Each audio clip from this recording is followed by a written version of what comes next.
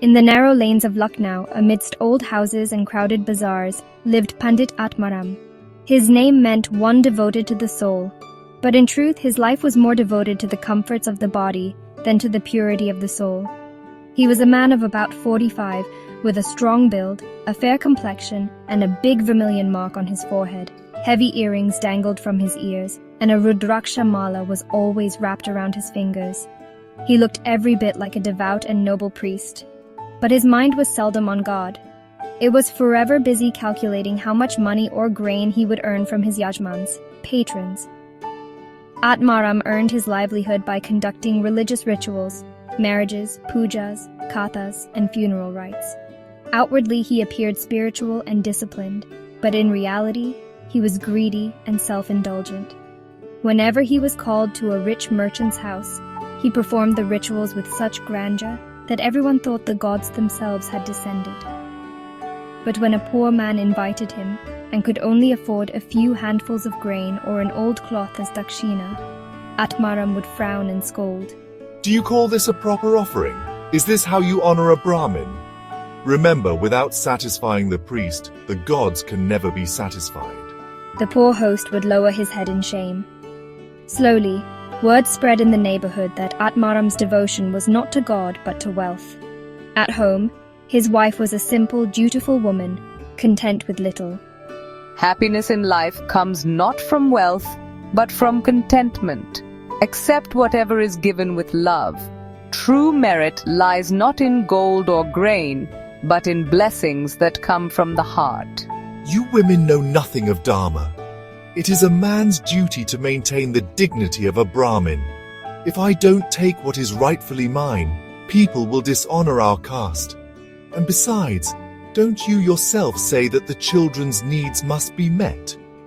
Tell me then, how will they be met without money? His wife would fall silent, but the lines of worry on her face grew deeper every day. Aatmaraam loved display. Unlike other priests who wore simple cotton clothes, he always appeared in shiny silk dhotis and kurtas, with a golden bordered scarf draped over his shoulders. At first, the people were impressed. "What a holy man," they whispered. But gradually, they began to see through the glitter. As the years passed, age crept upon him. His once strong body began to weaken. Illnesses began to trouble him, and the enthusiasm of youth was gone.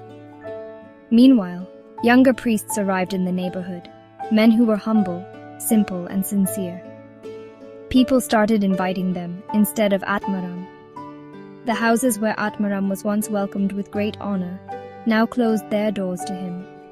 He would stand outside, watching another priest perform the ritual inside, and return home in anger, scolding his wife for no reason. His income dwindled. The money and grain he had once hoarded were soon spent. His children's education suffered, and his wife's eyes filled daily with silent worry. One evening, Aatmaraam sat alone in the temple courtyard. The sun was setting, the lamps had been lit, and the soft sound of bhajans floated in the air.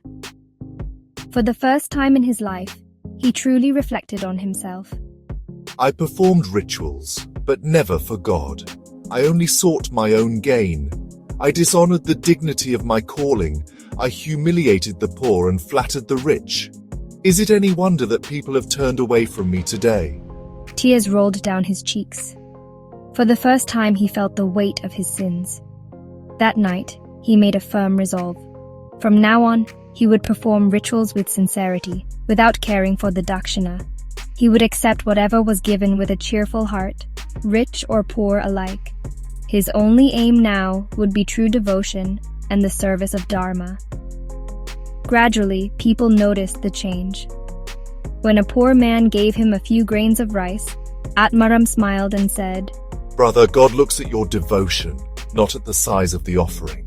His words spread. Respect, which once he had lost, returned to him. But this time it was not for his clothes or his pomp, but for his honesty and humility. At home, too, the atmosphere changed. His wife's face glowed with peace, and his children grew up in an environment of love instead of constant worry. Through Aatmaraam, Munshi Premchand shows us that greed and vanity lead to ruin, while simplicity, sincerity, and contentment lead to true respect. Aatmaraam's life teaches that it is never too late to change, and the moment a man turns away from selfishness towards truth, his life regains its meaning. Through Aatmaraam, Munshi Premchand shows us that greed and vanity lead to ruin, while simplicity, sincerity, and contentment lead to true respect. Aatmaraam's life teaches that it is never too late to change, and the moment a man turns away from selfishness towards truth, his life regains its meaning. Aatmaraam's life teaches that it is never too late to change, and the moment a man turns away from selfishness towards truth, his life regains its meaning.